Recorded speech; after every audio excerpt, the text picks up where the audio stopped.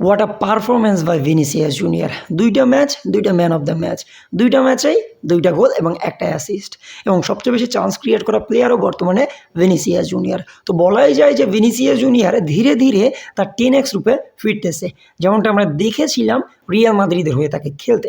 Vinicius জুনিয়রের regarding আমরা যে কথাগুলো সবচেয়ে বেশি শুনতাম সেটা হচ্ছে ভিনিসিয়াস জুনিয়র রিয়াল মাদ্রিদের হয়ে অনেক ভালো ফুটবল খেলতে পারলেও সে ব্রাজিলের হয়ে কখনো ভালো ফুটবল খেলতেই পারেনি। কথাটা আমরা এই জন্যই শুনতাম কারণ প্রায় 50টা ম্যাচে ভিনিসিয়াস জুনিয়র ব্রাজিলের হয়ে গোল করেছিল মাত্র 8টা।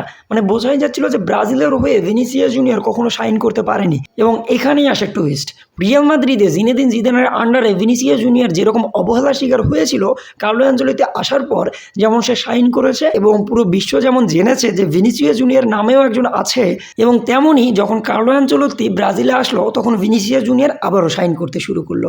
ব্রাজিলের এই গত 2টা ম্যাচে ভিনিসিয়াস জুনিয়র ছিল ম্যান অফ দ্য ম্যাচ এবং মাঠে ভিনিসিয়াস জুনিয়র ছিল সেরা। মরক্কোর এগেনস্টে তার একটা গোলে সমতায় ফেরে ব্রাজিল, এবং এই ম্যাচটা হাইতির এগেনস্টে ম্যাচটায় প্রথম গোল যে ম্যাথিউস কুনহা করে সেখানে শটটারাই ভিনিসিয়াস জুনিয়র, এবং গোলকিপার থেকে রিবাউন্ড হয়ে আসা বলে গোল করে ম্যাথিউস কুনহা। এবং দ্বিতীয় যে গোলটা করে ম্যাথিউস কুনহা সেখানেও ভিনিসিয়াস জুনিয়রের অ্যাসিস্ট থেকে আসে সেই অসাধারণ গোল, এবং তার পাশাপাশি ভিনিসিয়াস জুনিয়র নিজে একটা গোল করেছে। মানে বলাই যাচ্ছে পুরো ম্যাচে ভিনিসিয়াস জুনিয়র ছিল মেইন ম্যান। তো বলা যায় আস্তে আস্তে ব্রাজিলের মেইন ম্যানে পরিণত হচ্ছে ভিনিসিয়াস জুনিয়র। শুধুই কি ভিনিসিয়াস জুনিয়র না, এই ম্যাচে অসাধারণ খেলেছে ম্যাথিউস কুনহা। আমার মনে হয় ম্যাথিউস কুনহাকে যদি ওই মরক্কোর ম্যাচটাতেও স্টার্ট দেওয়া হতো ইগোর থিয়াগোর জায়গায়, আমার মনে হয় সে অনেক ভালো করতো। যদিও ম্যাথিউস কুনহা একজন প্রপার নাম্বার 9 না, তবুও ইগোর থিয়াগো চাইতে সে অনেক ভালো ফুটবলে খেলে আমার যতটুকু মনে হয়। এই ম্যাচটা দেখে আমার মনে হয় আপনারা সেটা স্বীকার করবেন। এবং এই ম্যাচটাতে শুধু ম্যাথিউস কুনহা না, অসাধারণ খেলেছে লুকাস পাকেতা, এবং তার পাশাপাশি অসাধারণ খেলেছে আবার ব্রাজিলের ডিফেন্স লাইন। ওয়ার্ল্ড কাপ যেহেতু দীর্ঘ একটা টুর্নামেন্ট, সেহেতু প্রথম ম্যাচটাতেই হতাশ হলে চলবে না, সেটা আমাদেরকে বুঝিয়ে দিল কার্লো অ্যাঞ্চেলোত্তি। তো এই ম্যাচটাতে ব্রাজিলের এত পাওয়ার মাঝখানেও একটা জিনিস ব্রাজিল হারিয়েছে, সেটা হচ্ছে রাফিনা বর্তমানে ইনজুরিতে পড়েছে।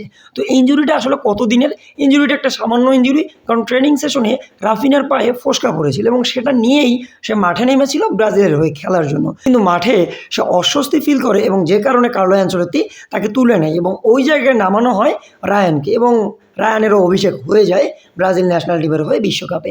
এবং তার পাশাপাশি একটা সার্টেন টাইমে আমরা এনরিকেও মাঠে দেখতে পাই। তো বলা যায় যে ব্রাজিল ফার্স্ট হাফে অনেক ভালো ফুটবল খেলেছে, কিন্তু সেকেন্ড হাফে ব্রাজিলের ফুটবল আমার অতটা ভালো লাগেনি।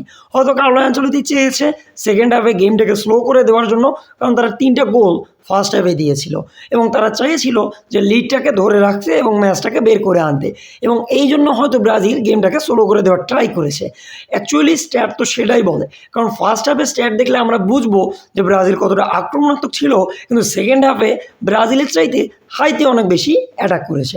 তো বলাই যায় যে ব্রাজিল এই যে লিডটা ধরে রাখার ট্রাই করেছে, এবং এর ফলে বর্তমানে ব্রাজিল তাদের গ্রুপে টপে ফিনিশ করেছে, এবং টপ পজিশন যদি তারা ধরে রাখতে পারে, আমার মনে হয় সামনের দিকে ব্রাজিল রাউন্ড অফ 32 এবং রাউন্ড অফ 16-এ সহজ প্রতিপক্ষ হবে।